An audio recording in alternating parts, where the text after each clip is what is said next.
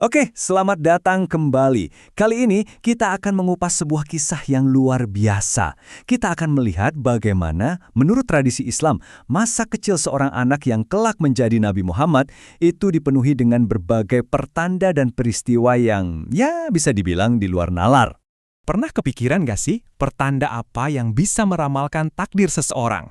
Nah, kita akan menyelami kisah-kisah tradisional yang dipercaya menjadi semacam petunjuk akan masa depannya jauh sebelum dunia mengenalnya sebagai seorang nabi. Cerita kita ini unik karena nggak dimulai dari kelahiran Muhammad. Justru kita mundur sedikit ke sebuah sumpah hidup dan mati yang diucapkan oleh kakeknya sendiri, Abdul Muthalib. Jadi Abdul Muthalib ini bernazar, kalau dia dikaruniai 10 anak laki-laki, satu di antaranya akan dia korbankan di Ka'bah. Dan benar saja, setelah putra ke-10-nya lahir, yaitu Abdullah, dia pun bersiap menepati janjinya. Sebagai seorang pemimpin, kata-katanya adalah hukum. Bisa dibayangin kan, tegangnya?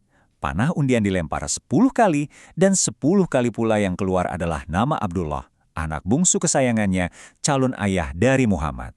Para pemimpin Quraisy sampai turun tangan, bilang, jangan, cari cara lain. Soalnya Abdul Muthalib sampai berkata, andai saja bukan Abdullah, saat itu juga aku laksanakan.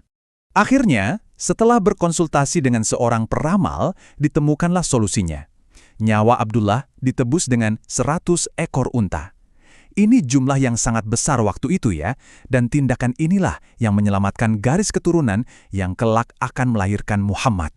Nah, menurut catatan sumbernya, Nabi Muhammad di kemudian hari pernah merujuk pada peristiwa ini. Beliau menyandingkannya dengan kisah leluhurnya, Nabi Ismail, yang juga kan hampir dikorbankan oleh ayahnya Nabi Ibrahim. Jadi ada semacam kesejajaran sejarah di situ. Oke, dengan selamatnya sang ayah, panggung seolah-olah sudah disiapkan untuk sebuah kelahiran yang, menurut tradisi, diiringi oleh pertanda-pertanda yang sangat luar biasa. Muhammad lahir di tahun yang sangat bersejarah, yang kemudian dikenal sebagai Tahun Gajah. Tepatnya, 50 hari setelah Mekah secara ajaib diselamatkan dari serangan pasukan gajah. Jadi dari awal banget, kelahirannya itu seakan sudah terikat dengan takdir yang lebih besar. Tanda pertama yang tercatat itu datangnya dari langit. Konon, seorang cendekiawan Yahudi di Madinah melihat sebuah bintang yang berbeda. Menurut kitab mereka, bintang itu adalah penanda kelahiran sosok yang telah lama dinubuatkan, yang mereka kenal dengan nama Ahmad. Di saat yang sama, jauh di Persia, dilaporkan istana Raja Kisra berguncang hebat.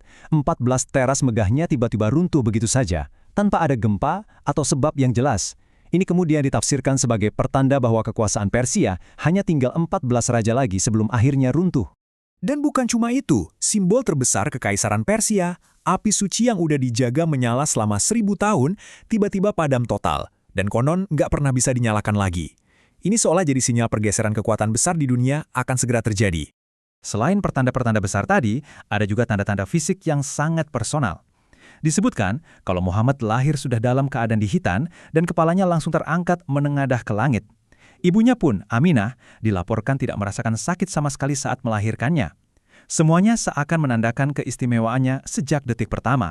Nah, sesuai tradisi kaum bangsawan Mekah saat itu, bayi Muhammad dikirim untuk disusui dan dibesarkan di lingkungan suku Badui di padang pasir. Sebuah keputusan yang ternyata membawa berkah yang sama sekali nggak terduga bagi keluarga asuhnya. Ini bagian yang luar biasa. Coba perhatikan perubahannya. Ibu susunya, Halimah, awalnya itu ragu-ragu banget buat menerima Muhammad, karena kondisi keluarganya lagi susah. Tapi begitu bayi itu ada bersamanya, semuanya berbalik 180 derajat. Keledainya yang tadinya paling lambat jadi yang paling cepat. Untanya yang udah kering kerontang tiba-tiba susunya melimpah. Semua ternaknya jadi sehat dan gemuk. Berkah yang sangat nyata. Beberapa tahun kemudian, ketika Muhammad sedang asyik bermain dengan anak-anak Halimah, terjadilah sebuah peristiwa yang misterius dan cukup menakutkan. Salah satu saudara sesuanya berlari pulang sambil teriak-teriak histeris dengan kalimat ini. Menurut penuturan Muhammad sendiri, dia didatangi 2 sosok berjubah putih. Mereka membaringkannya, lalu membelah dadanya. Dari dalam jantungnya, mereka mengambil segumpal darah hitam, yang diyakini sebagai bagian dari sifat buruk manusia, lalu membersihkannya. Ini adalah sebuah prosesi penyucian ilahi, yang bahkan konon meninggalkan bekas jahitan fisik di dadanya. Tentu saja, kejadian ini membuat Halimah dan suaminya sangat ketakutan. Khawatir terjadi apa-apa dengan anak titipan ini, mereka akhirnya memutuskan untuk mengakhiri masa pengasuhan dan segera mengembalikan Muhammad kecil kepada ibunya di Mekah. Sekarang, sebagai seorang anak laki-laki yang kembali ke kota, Muhammad akan menghadapi berbagai kehilangan lagi, tapi juga akan memulai sebuah perjalanan yang membawanya pada pengakuan pertama yang sangat jelas tentang takdirnya. Masa kecilnya memang penuh dengan kehilangan. Di usia 6 tahun, ibunya wafat. Lalu di usia 8 tahun, kakek tercintanya, Abdul Muthalib, juga menyusul. Ia pun menjadi yatim piatu sepenuhnya, dan tanggung jawab pengasuhannya berpindah ke tangan pamannya, Abu Thalib. Nah, di usia 12 tahun inilah sebuah perjalanan dagang ke Suriah bersama pamannya menjadi titik balik. Disinilah terjadi pertemuan yang sangat krusial dengan seorang pendeta Kristen bernama Bahira. Jadi Bahira ini melihat sesuatu yang aneh. Ada awan yang terus-menerus menaungi kafilah dagang itu, seolah melindungi seseorang. Karena penasaran dan mengenali tanda-tanda dari kitabnya, ia mengundang seluruh rombongan untuk makan. Tapi dia merasa ada yang kurang dan bertanya, apa ada yang tidak ikut? Setelah Muhammad diajak bergabung, Bahira mengamatinya dengan saksama, dia lalu meminta izin untuk melihat punggung anak itu. Dan di sana, di antara kedua tulang belikatnya, ia menemukan apa yang dicarinya. Sebuah tanda fisik, semacam daging tumbuh yang dikelilingi rambut, persis seperti yang digambarkan dalam kitab-kitab kuno sebagai segel kenabian. Saat itu juga, Bahira yakin. Semua deskripsi yang ada di dalam kitab-kitabnya, mulai dari ciri-ciri fisik hingga tanda kenabian itu, semuanya cocok.